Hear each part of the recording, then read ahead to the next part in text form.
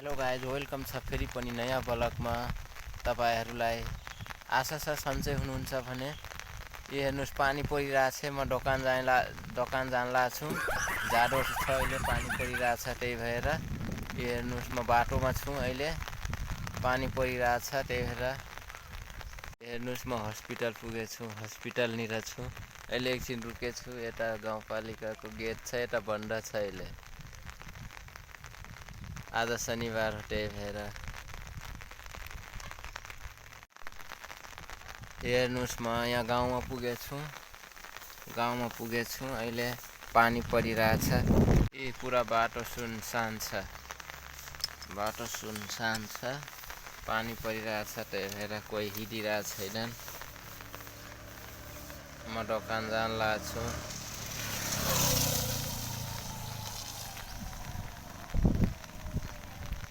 छाता समात्न बनिरहेको छैन। हुन्छ साथीहरू, पानी परिरहेछ। म एकछिनपछि दोकान पुगेपछि तिमीहरूलाई देखाउँछु। मोबाइल भिजिरहेछ, त्यही भएर राम्रोसँग भिडियो बनाउनलाई बनिरहेको छैन। फाइनली साथीहरू, म दोकान पुगिहालेँ। यी बाटो पुरा सुनसान छ। म दोकान पुगिहालेँ। हेर्नुहोस्, दोकान पुरा बन्द छ, कोही पनि छैन। आज पानी परिरहेछ, त्यही भएर। हुन्छ साथीहरू, म एकछिनपछि दोकान खोल्छु अब। फाइनली साथीहरू, म दोकान अब ढोका खोलिहालेँ। अब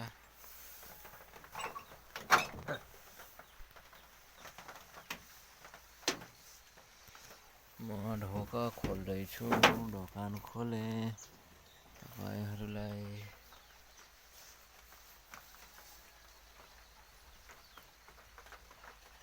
हेर्नुहोस्, पुरा पानी परेर पुरा हिलो भइसकेछ।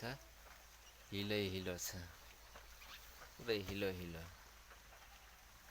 साइकल हिलो बल्ल हिँडिरहेको थियो। कस्तो मौसम छ, पुरा यस्तो बादलको पानी आइरहेछ। हेर्नुहोस्, बाटोमा एकजना मान्छे पनि छैनन्। कस्तो पानी परिरहेछ।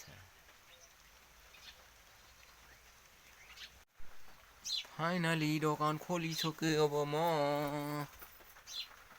यस्तै छ, पानी परिरहेछ, जाडो बढिरहेछ।